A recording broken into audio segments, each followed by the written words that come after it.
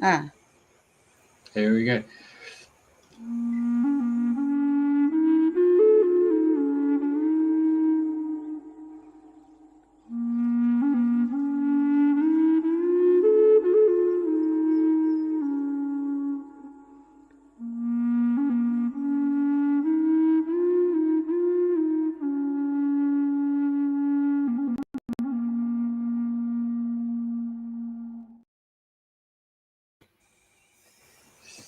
Well, it's good evening here from the studios in radiofm 88 Australia. Tonight's guest is actually from Australia, across the border in New South Wales, and we've got Andrena to thank for that. They're two girls who happened to be on a journey in Egypt, and so they created a tremendous bond as sisters. So, or sisters, I think the terminology is. Anyway, so good morning. There you go. She's out of the gate. So there you go. Well, right at the very top there, none other than my co-host Andrena from all the way from Dorset. Thank you very much. Well, hello everybody, and welcome to Dreaming the New Dream. And today it's the 16th of January 2025. Swiftly moving through January. So it's with great pleasure that we have Sali McIntyre as the guest today, as our guest. So welcome, Sali, and it's lovely to see you again. Yes, hi. Thanks for having me. My pleasure. Have you got our three monkeys picture, Jeffrey? It's a good start to the morning. Yeah. Well, anyway, I was blessed to go to Egypt. I left on the 29th of September, and I went on an amazing journey in Egypt, which I won't forget for a long time. I don't think any one of us will forget that trip for a long time. No. Anyway, so Sali was one of my lovely friends in the trip. So there's the three of us. We were sat in the museum, the Egyptian museum that was newly opened. So we were just having a bit of fun there, as you do. Anyway, so Sali and I formed a bond. So did like we did with many others. So and when I was unwell, because I picked up pneumonia over there for some reason, Sali was a great help in helping me up and down steps and holding on to her arms when I was flagging behind and all sorts of things. So thank you for your help, Sali. Oh, it was greatly appreciated.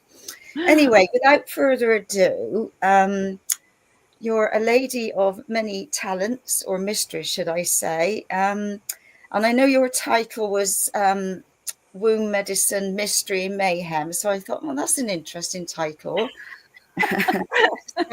So I'd like to know where the mayhem comes in the womb medicine. Good question, because I nearly contacted you and said, could we just take that mayhem out of the title?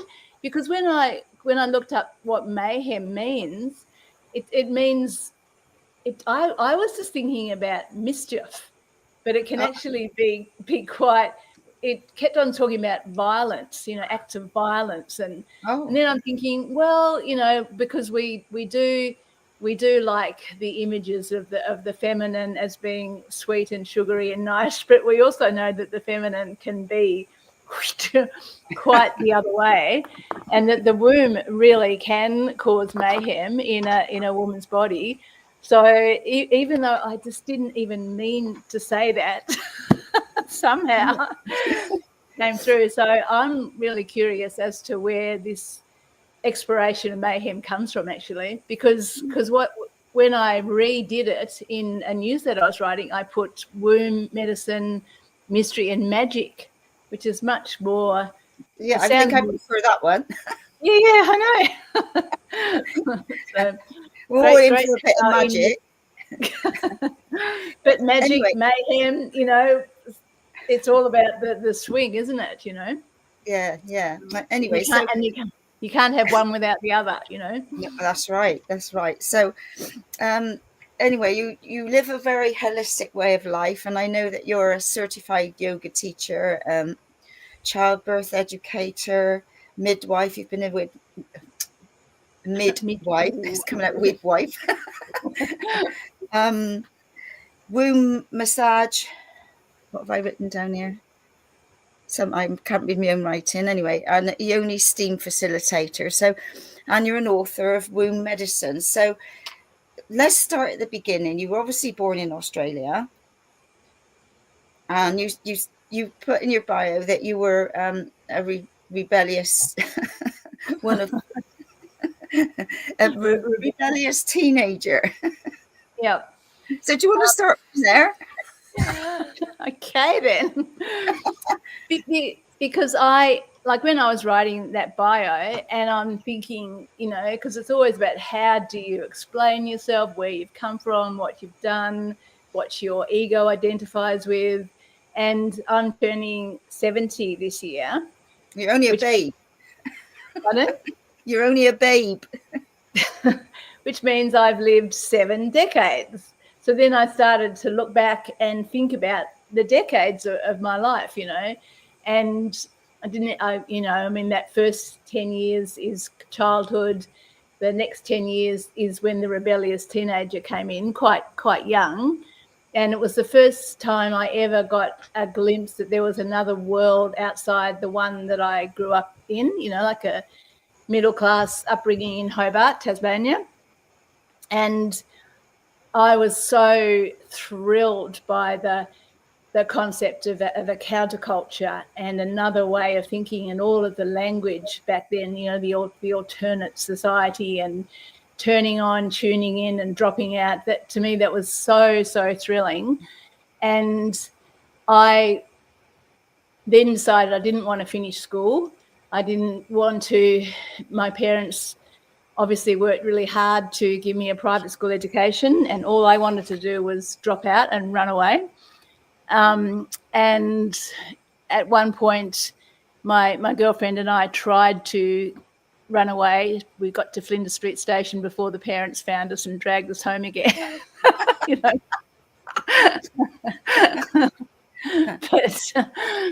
But from then it was just like I was just always looking and interested in consciousness. And my first, the first Bibles, and I know I'm not the only one whose Bibles were Autobiography of a Yogi and Handbook to Higher Consciousness and Survival into the 21st Century. Those books which were so key in giving me another way of looking at the world.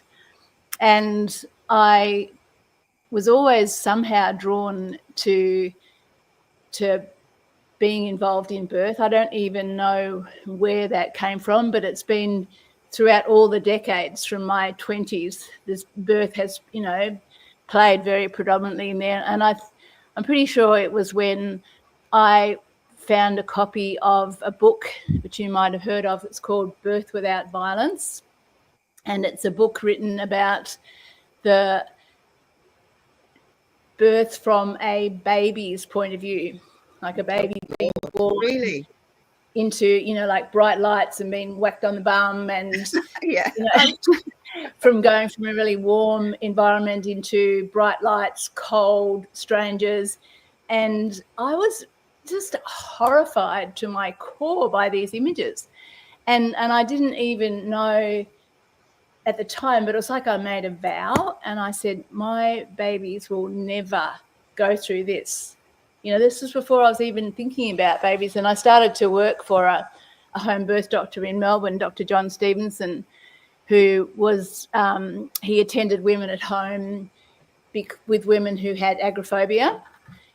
So I was his receptionist. So I would go to births with him, if I was there during the day. And that was where my introduction to birth and midwifery came. And he offered to teach me what he knew as a lay midwife, but at the time I chose to go through the system. And that journey of going through the system, back then you had to become a nurse, and then you did your midwifery after that. I got halfway through the nursing degree, and instead of finishing that nursing degree, I met my husband, got pregnant and had a baby all in the same year. and had my first home birth, and then went on to have 3 more home births. So the next decades were all about being the earth mother and bringing up the kids, and loved being a mother, loved being pregnant, loved breastfeeding. And then I began to, as the kids started to get older, I started to teach prenatal yoga. And, well, first of all, I taught normal yoga, then prenatal yoga, all the way up, always thinking that I'd let that midwifery dream go.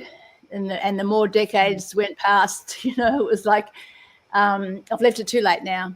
I'm never going to be able to manage the study and the maths and the science and all of that. And eventually I went to a midwifery conference in Philadelphia where all the luminaries of the birth world were there, like Ina May Gaskin and Michelle O'Donnell and all the fabulous midwives from the kind of the 60s, these women who they're just these magnificent women. They had big voices and big boobs and long grey hair, and and they were also very political. It's just like, the world needs more midwives, and I was like, yes, the world needs more midwives, and I'm going to be one.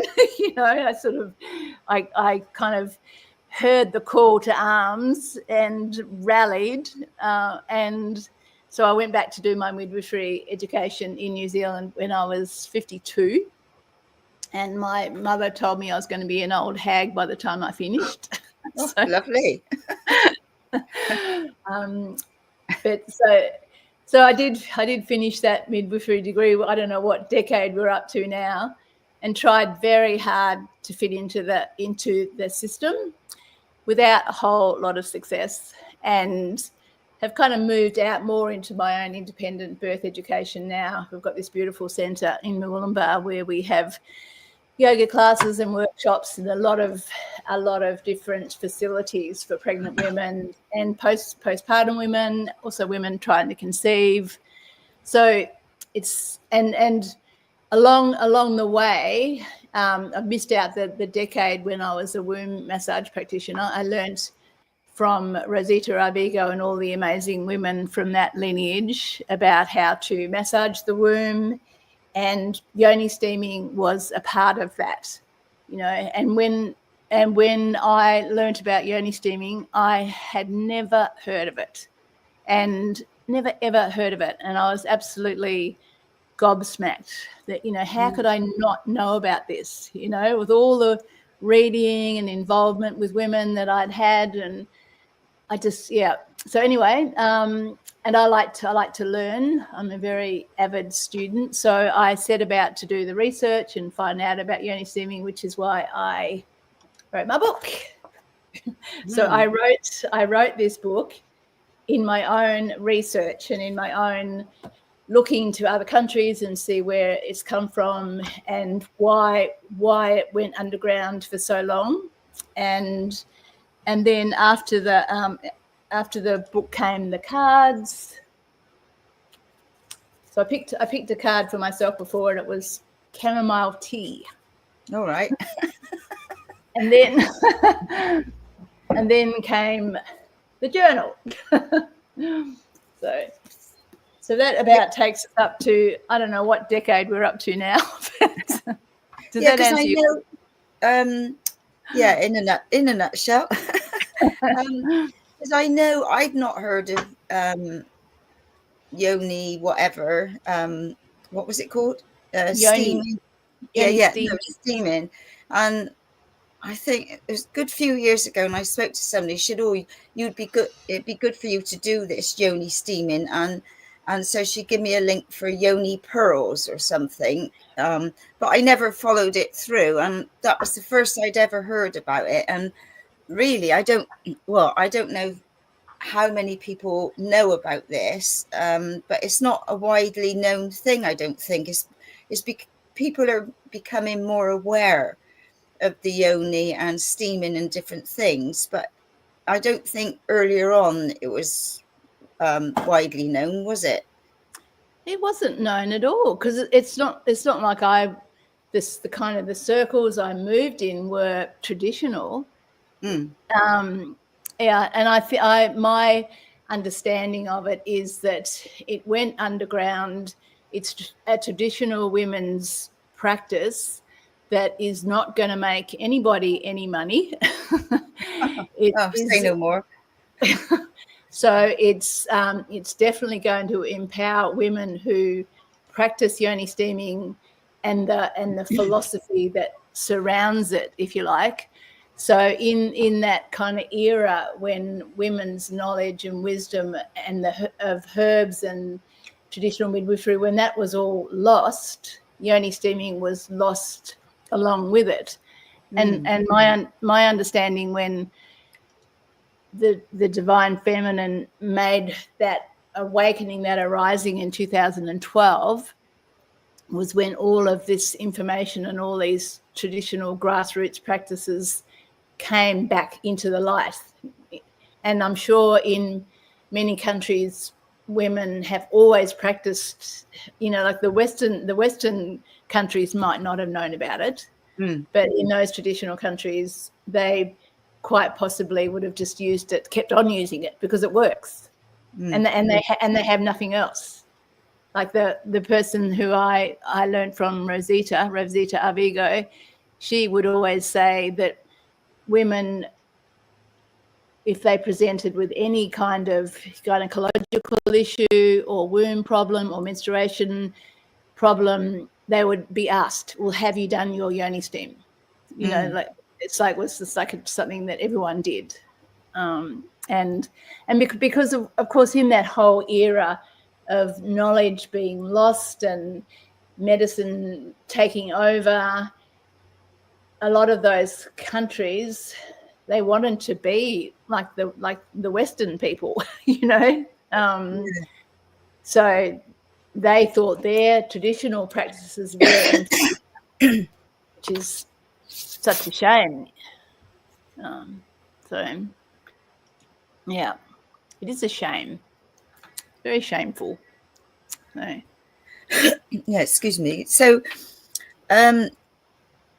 obviously, I remember we talked about this in Egypt, and I can't remember what we said now, but I said like this, it's not well known as I see it in the Western world. And is this something that you would say was like a routine that everybody should be doing every so often, like as a self-care? Because we're not taught these sort of things, are we, in the past? No, we're definitely not taught this sort of thing.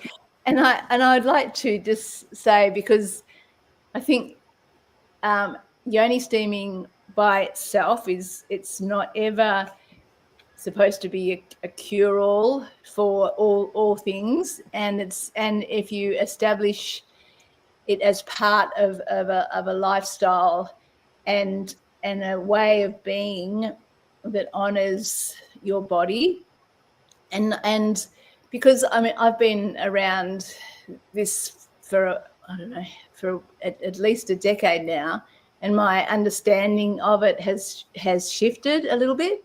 Right. Like I tend to get very passionate about new things, and when I'm in the height of one of my passions, I want everyone to do it, and I think that it's the be all and end all for everything. And then it's just like, well, not everyone is going to want to do this. No. Maybe there's something about getting older and wiser. Yeah.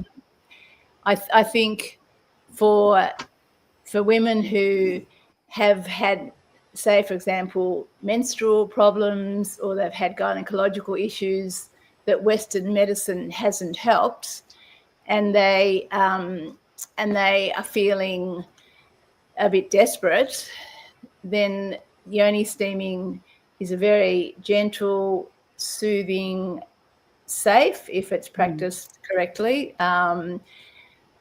method that, again, it doesn't cost a lot. You don't have to have too much fancy equipment. You can certainly get the fancy equipment if you want it. You need herbs that you've either got growing in your garden or that you can get from the health food shop, or there's many places you can get herbs from. You need clean water. You either need the Yoni Steam stool or the Yoni Steam throne, or you can simply kneel over a pot of steaming herbs. Because maybe for somebody who's listening now and they haven't heard of Yoni Steaming, it is the practice of a woman or a man.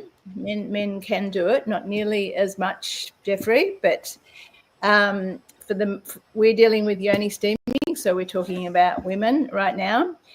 It's kneeling or squatting or sitting over a pot of steaming water to which, as you can see in that picture, to which herbs have been added. And it's a beautiful sacred ritual where you pick the plants with honor, blessing the plants for their healing properties. You bless the water, you put your prayers and intentions into the water while you're simmering the herbs. And it's a really nice thing to do for another woman, but you can certainly do it yourself, obviously. And then you sit for as long as the steam keeps its temperature. I am not, because there are very specific Yoni Steam practices for specific ailments, like for someone who has got a chronic ailment like endometriosis or PCOS. The method that I widely teach and suggest is probably not going to give those kind of results. Does that make sense? Like I really, my current kind of passion is to make it accessible and cheap. And because women are so busy, especially women who've got kids, if you make it really complicated, they're just not going to do it, you know. So I've just written the revised copy of this book.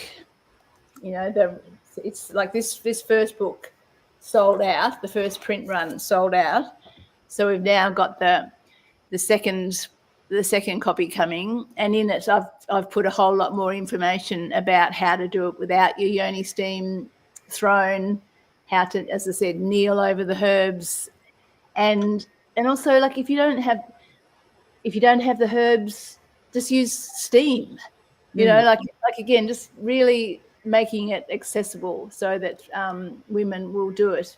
Because the other thing about Yoni Steaming is you don't actually have to have a physical ailment to practice it. You know, there's a lot of talk in our world, and certainly in the circles that I move in, and all the stuff that I read and absorb, and it's all about connecting to the divine feminine and accessing the sacred feminine within you. And sometimes those words just drive me nuts. It's like, what does that actually mean, you know?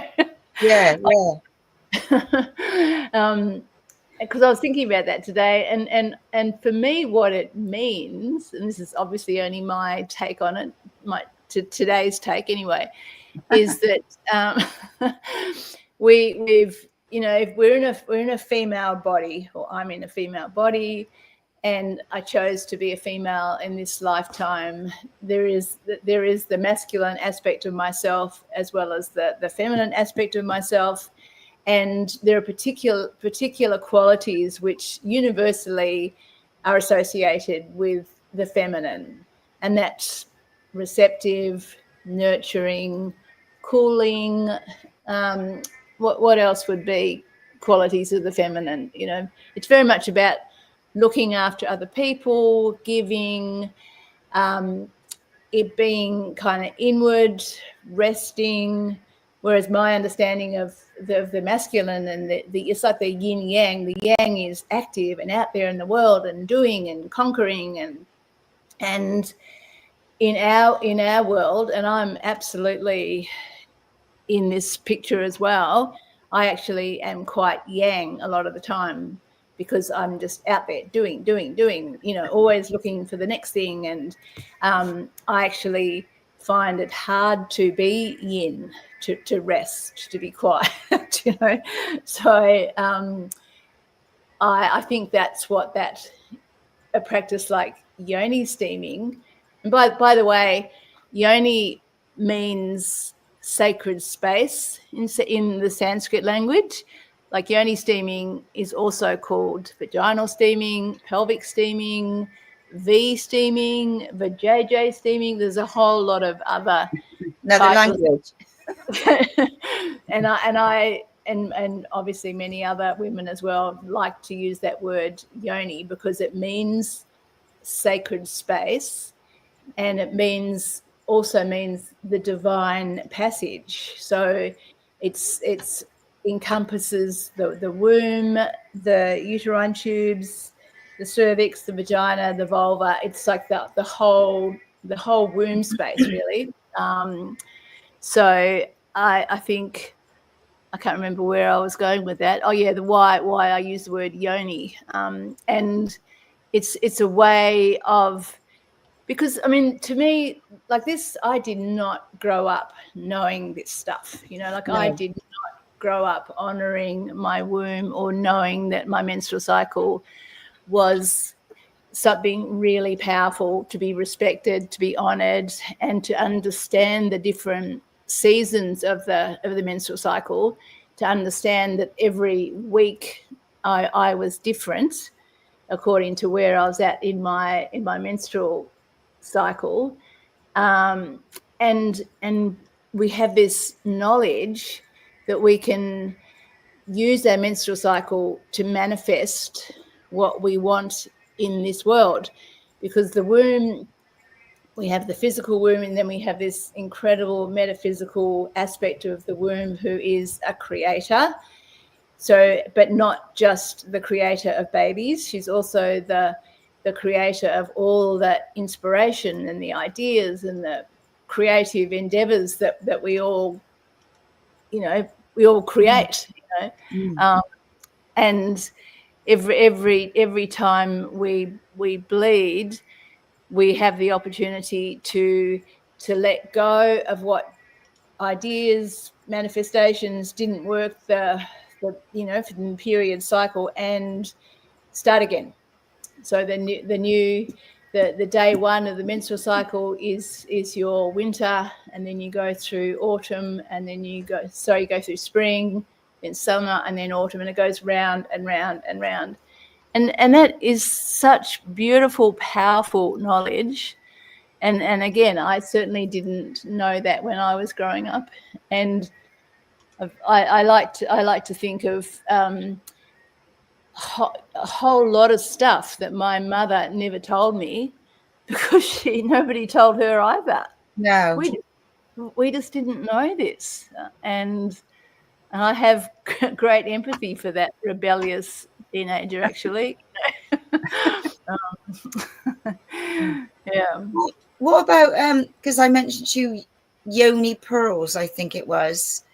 I haven't. I've heard of them, but I haven't had any experience of them. No. Yeah. So yeah, I couldn't tell you any more, and I don't even know if I looked them up or no at the time. But I did. I do remember reading something not so positive about them. Yeah.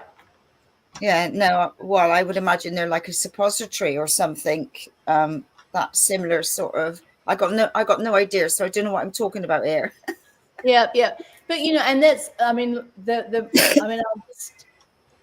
women are so looking for answers, and it is such a capitalist society that it's mind-boggling what you can buy out there now. Yeah, totally. Yeah, totally. So let's go back to births, because I don't know, like in Australia, what the birthing for midwives and ladies are, because I know I had the most horrendous birth. It was touch and go and all sorts of trauma, and I was thinking what you said about that book, because when it happened to me, it was failed forceps a few times, and my son had a scar and he had stitches right down on the middle of his forehead where they couldn't get him out. And so say the day before, the x-ray said, fine, no problem at all. And yet, you know, I had blood transfusion, you name it, I had it. And I'd gone to natural birth classes. I wasn't even going to have gas. Jesus Christ, I had everything in the book and more.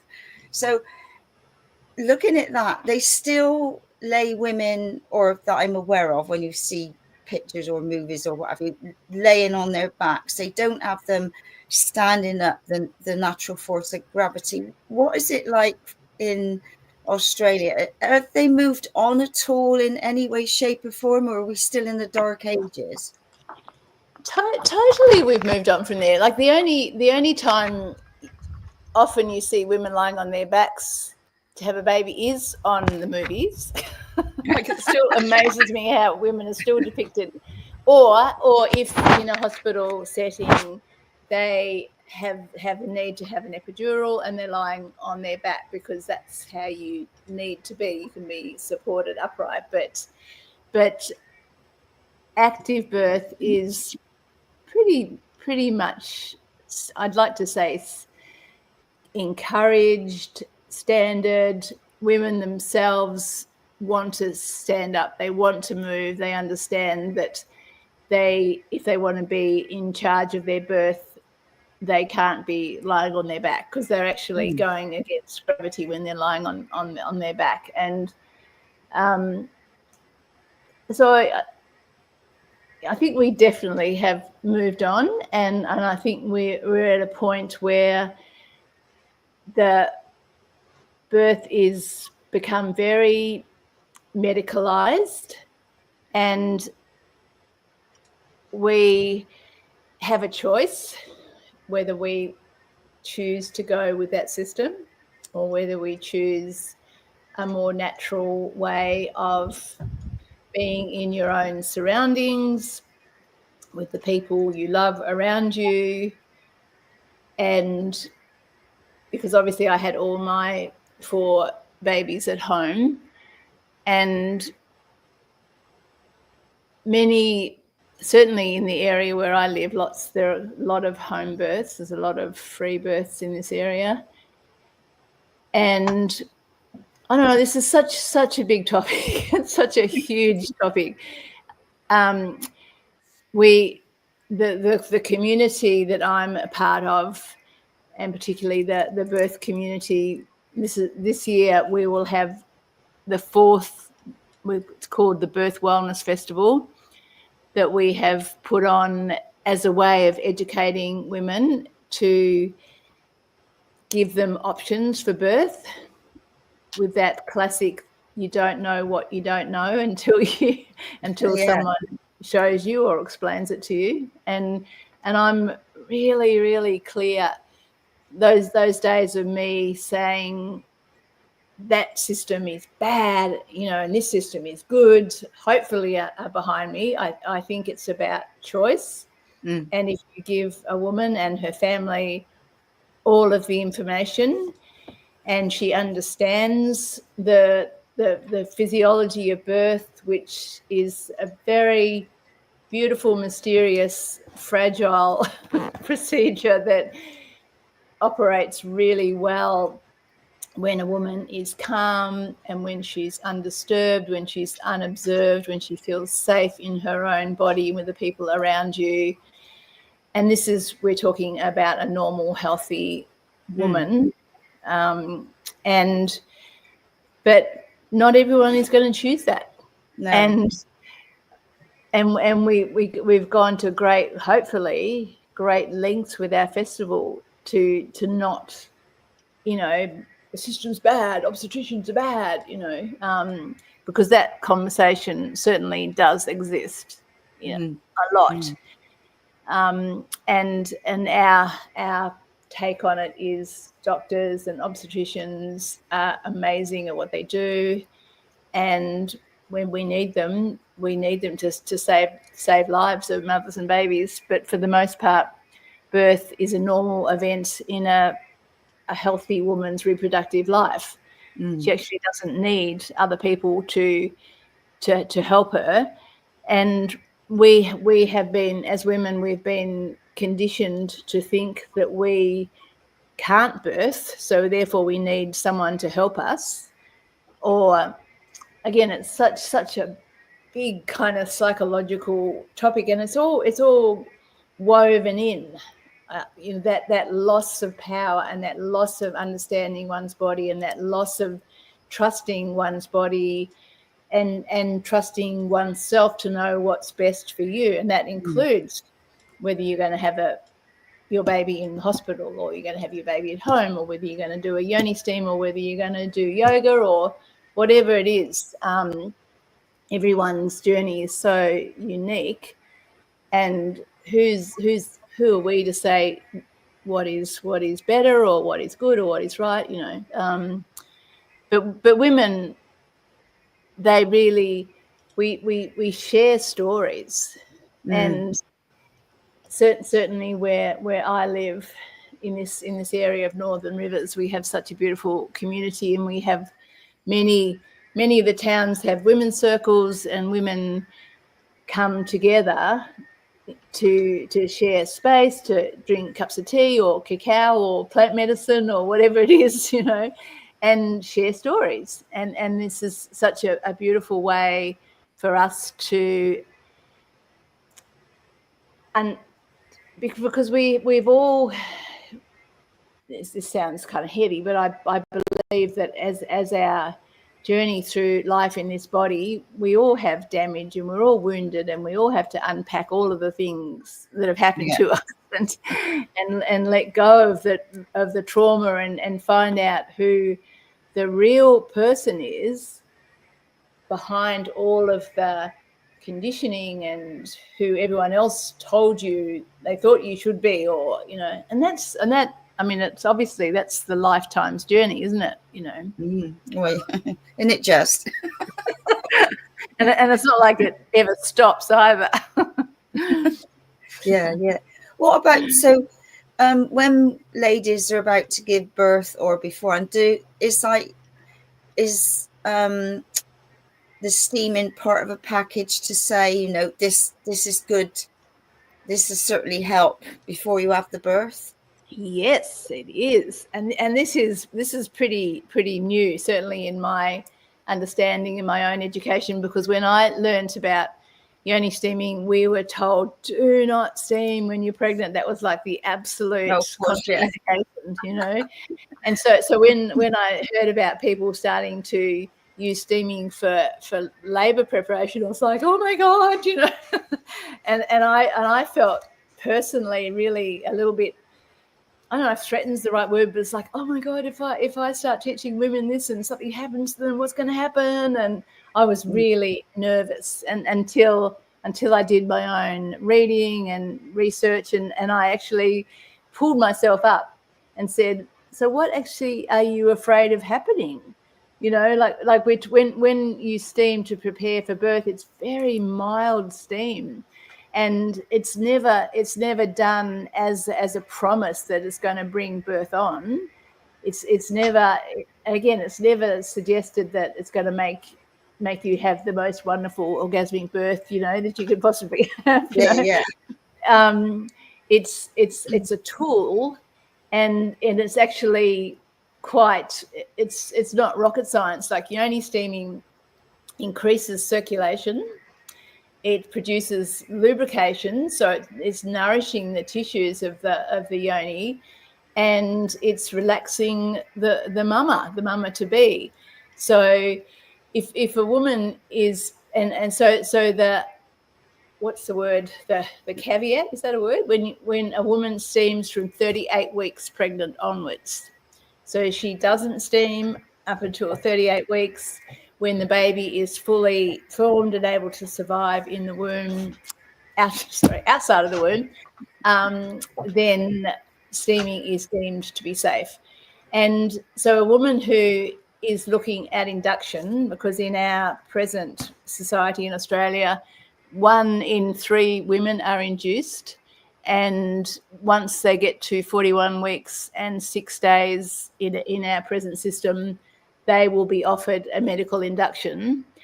So if a woman, say, doesn't want to go that route and she thinks, okay, well, I'll try Yoni steaming, like if she does get induced, then chances are then the induction may lead to further medical interventions which involve drugs, harmful things to the mother and baby. Yeah. As opposed to some gentle steam with rose petals or lavender, or the different herbs that you use. So I sort of calmed myself down then. And again, and then when I started looking again, like Rosita, who never told us about steaming before birth, she shared more information about how they do it in the Mayan culture as well. And in the cultures where they use steam in the temezcal to help, prepare the woman for birth. But in Czechoslovakia, there was a woman who was a doula, and she learnt Yoni steaming, and she introduced it to the midwives in the hospitals there. And they were so impressed that they now use it with the blessings of the system and the doctors. And I believe it's like there's 30 hospitals in Czech Republic where they use Yoni steaming. Wow, that's amazing. It is amazing, isn't it? Oh. So you see, times are changing, aren't they? Like more and more people are aware that there are natural things that you can do, and you don't have to go down, the medical route, because obviously it's harmful to you and your body with all the side effects and all the different things, isn't it? So, but yeah, no, that's amazing. So, and then of course, postpartum is after birth is when we have the most knowledge and the most understanding of Yoni steaming being practiced in just about every culture, probably every culture in the world, including northern countries, Scandinavian countries. But the steaming for after the baby's born to soothe, to bring the uterus back into her pre-pregnancy position, to flush out the lochia and all the different tissue fibers after birth. So it actually minimizes the bleeding. It's really good for swelling and bruising and stitches. And again, a really beautiful practice for the mama to because when a woman when she gives birth, she's afterwards she's empty, she's cold.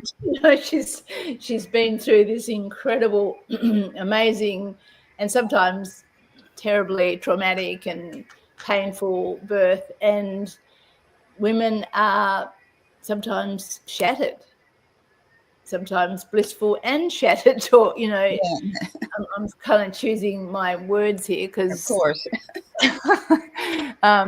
But for somebody, and I think the figures are 1 in 4 women in Australia have suffered from birth trauma.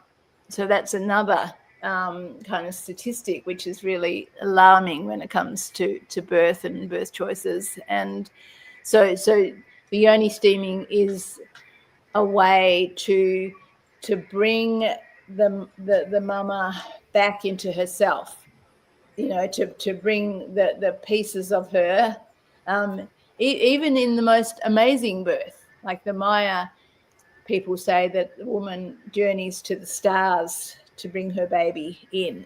That's lovely, eh? Isn't it? Yeah.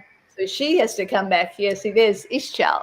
She's the goddess of women. She's the Maya goddess who Rosita Avigo has brought to the Western world. She was like the forgotten. She was like the forgotten goddess until Rosita discovered her, and so she's down. As you can see, her symbols are the snake, the rabbit. She's the goddess of childbirth and women and water, bodies of water. Every time you see a rainbow or dewdrops, that's Ishchal. And midwives would certainly pray to her for help in birth and put statues of her under the birthing bed as well. Oh, really? Yeah. It's amazing the different traditions around these things and all around the world. Like, it's such a pick and mix of what people do, and like ceremony and singing, and there's some wonderful things that are happening more and more. More and more people are aware of this sacred things that happen, and they either chant like some, like even dying, when people I've seen African women sat all singing, and and all of these things are so special and so magical, whether you're coming into the world or you're going out, it's greater thing. But going back to the steaming, so that must be lovely for the baby. It must be like having a little sauna coming up, mustn't it? Do you mean before birth? Yeah. Well, the way my understanding was that you do a steam, and the steam is so mild that if your baby's head was exposed to the steam, it wouldn't hurt him. No. But while you're steaming, the baby is still well inside the womb. So the cervix hasn't even begun to open. But if the mama is feeling calm and soothed, then the baby's going to feel calm and soothed. If it regulates her nervous system, then baby's going to feel safe, and it's just like, I'm being born into a world that's safe. Here I come. Watch out, world. Watch out, world. And then you get slapped on the ass, and you think, oh my God, what's happened? I know. Because I talk about this a lot, because I really do believe, and I'm not the only one, I know, that babies being born now at this time of our evolution or history, they really know what they're coming in for, and they're leaders, and they're pretty incredible little souls. So my feeling is that and obviously this isn't always the case, but they my understanding is that they come in awake, fully conscious, and they stay awake. So when babies are born in trauma, then that soul has to start unpacking that trauma from day one. And so I think that fabulous saying, which I love, which is peace on earth begins with birth, is that if you birth a generation of babies who come in gently with love and welcome, and they're fed and they're cuddled and they're I think that leads to a much kinder human being. And I think like more and more, like, I mean, I don't know what it's like birthing over in the UK now. I've got no idea, because I'm sort of out of touch with that, that side of things. And I don't know anybody around me currently that's gone through birth or to know what happens over here now. But obviously, when you get communities together and more women coming together, then they support each other more. And and then they, you'll all say, well, you can do this and you can do that. There's more choices, and it's giving people the choice that you can do things differently. You don't have to do the old norm way that we're aware of, because that's the old ways now, isn't it? So it's a whole new world. Hey, when Andrena told us about this story we're going to have, obviously Facebook, Google, Siri, Alexa, they pick up on words, whether it's written or in verbal. And the next thing that came up on Facebook was the fact of about cutting the cord and what to do with the placenta. And so it's just a fascinating story about keeping the cord between the mother and the child for at least 20 minutes. And so more of the blood, as well as all the ingredients and all that stuff that's within the placenta, gets transferred between the mother and the child. And so the child gathers up all this immune resilience. Is Yes. that something? Is that correct on that part? Absolutely, it's correct. And it's I haven't worked in the hospital for a long time, but my understanding is it's standard practice now to let the cord stop pulsing before it is cut. And there are also people who choose to wait much longer than that, and there are people who choose to have a lotus birth, which is when the cord is not cut at all, and the cord withers up and detaches from baby usually about 4 or 5 days. So with the understanding that the placenta is the baby's like twin soul, because the placenta and the baby are born from, made from the same cells. So yeah. Right. No, So we had a men's group, and we had this Mary elder came in, and he was the midwife to his wife, and they had their 3 kids, and it was the last child that we brought the story up. And so they're in a very distant community from any major hospital. So he gave birth. He did the delivery for their wife. And that was a home birth. They did it in the bath. All the kids were available, and then when they took the placenta, he chopped half of it up, and he put it in the fridge for memory, and then as a family they each had a piece of the placenta, and then the other half they put it in the garden, and they put a lemon tree there. And he said the lemon tree just produces the most amazing bloody lemons. I can imagine. But the ritual was the fact that all of them now were participants in their youngest child. They all participated in the midwifery of the delivery, but also now had the enzymes and all that stuff of their sister, I think it was, or either brother or sister, and so now they had the fighting enzymes of their young sibling. It was a fascinating story. I mean, us guys were just bloody gobsmacked. That's a beautiful story. Yeah. So did people when they do home births, what do they do with the placenta? They put it in the garden, or what do they do with it? Really rich with nutrients, isn't it? Yeah. There is a range of practices. Many people bury the placenta and plant a tree over it. Some people make it into placenta capsules, and that is quite a common.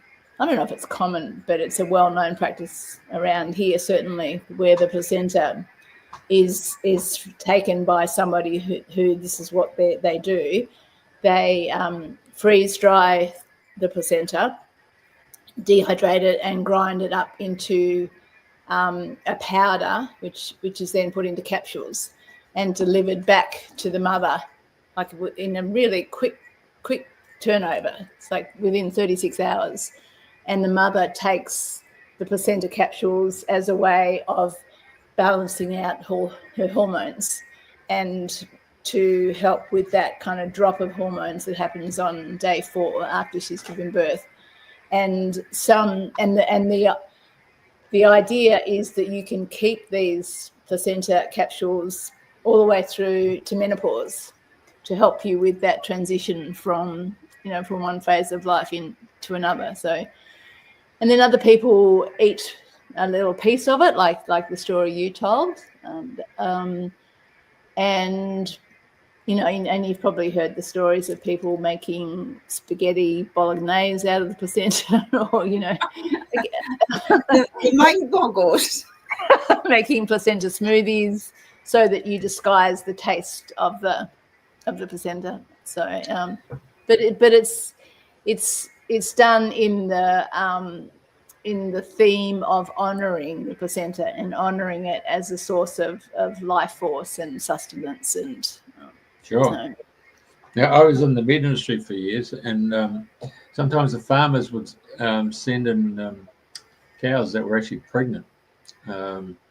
And so when they were opened up and they had the slink of the calf, that was absolutely worth thousands and thousands of dollars, and it was wrapped up pretty quickly and sent to Oh wow. European laboratories because of the pure blood. Yeah, wow. Mm. Yeah. Mm. Interesting, eh? Yep. Yeah, I mean, like for some, Can the you, thought can you hear of the doing frogs in the background? Is there What, frogs? here or yours? Mine or no, yours? I can't hear them. Ooze. We've certainly got lots here. Oh, okay, it's your face. Okay, right. Okay. Yeah. Good. Goody. Karen. Yeah, no, I was going to say is not everybody's cup of tea to do that with the placenta. Definitely not everyone's cup of tea. Yeah, so Have it with your fish and chips, mate. I've not heard of it being made into capsules, but then I'm, the elder brigade, so it's not, all of that is not in my awareness now. So, yeah, very, very interesting. Well, we're coming near the end. So is there anything else you'd like to share, or where you're going with all these things? Is there anything else you'd like to achieve or be doing that you haven't done yet? Oh yeah. Well, how's that? Can I ask you? Do you do and you do home births? I mean, do you actually go out to? I mean, you got some fantastic crystal clear creeks in your area. Do you actually do births in those creeks, or maybe spas, I'm pools, not or a pools? home birth midwife. Oh, right. Is that what that is it?